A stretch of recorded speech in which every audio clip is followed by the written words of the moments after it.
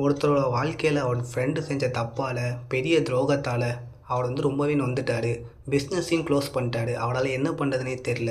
சரி நம்மளால் எதுவுமே பண்ண முடியாது, நம்ம இந்த இடத்த விட்டு போயிடலாம், அப்போ தான் நிம்மதியாக இருக்க முடியும். இந்த துரோகத்தையும் வந்து ஏற்றுக்க முடியாமல் மனசு வந்து ரொம்பவே கஷ்டமாக இருந்தது அவருக்கு. அதனால் வேற ஒரு ஏரியாவுக்கு போனால் நம்ம வந்து நல்லா இருப்போம் அப்படின்னு சொல்லி அவங்க ஒய்ஃப் சொல்கிறாங்க. அதை கேட்டு ஒரு கப்பலில் போயிட்டுருக்காரு. நல்லா போயிட்டு இந்த கப்பல் திடீர்னு ஒரு பெரிய அலையால் மாட்டிக்கிச்சு. அப்போ அந்த கேப்டன் வந்து சொல்கிறாரு, இந்த கப்பல் வந்து பார்த்திங்கன்னா ரொம்ப சிக்கலில் இருக்குது. அதனால் இதில் ஏதாவது வெயிட்டான பொருள் வந்து இருக்கக்கூடாது. உங்கள்கிட்ட என்னெல்லாம் வெயிட்டான பொருள் இருக்கோ அதை வந்து தூக்கி போட்டுருங்க அப்படின்னு சொல்கிறாரு. அதை கேட்டதும் இவங்க வந்து எல்லா பொருளையும் வெயிட்டான பொருளாக தூக்கி போட்டுறாங்க. கொஞ்ச நாள் கழித்து திருப்பி வந்து சொல்கிறாரு, உங்களோட உடைமைகளையும் தூக்கி போட்டுருங்க, அப்போ தான் வந்து இந்த கப்பல் வந்து தீவுக்கு போகணும் அப்படின்னு சொல்கிறாரு. அதை கேட்டதும் எல்லாருமே தூக்கி போடுறாங்க. கொஞ்ச நாள் கழித்து தீவுக்கும் போயிடுறாங்க.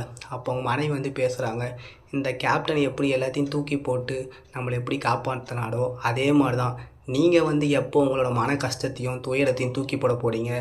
உங்கள் வாழ்க்கையில் இதே மாதிரி தான் நிறைய துரோகங்கள் இருக்கும், அவமானங்கள் இருக்கும், நிறைய கஷ்டங்கள் இருக்கும். அது எல்லாத்தையும் நினச்சிக்கிட்டே இருந்தீங்கன்னா உங்களால் ஒரு லைஃப்பை வாழவே முடியாது அப்படின்னு சொல்கிறாங்க. இதை பற்றி என்ன நினைக்கணும்னு சொல்லி கீழே கமெண்ட் பண்ணுங்கள். Bye, take care.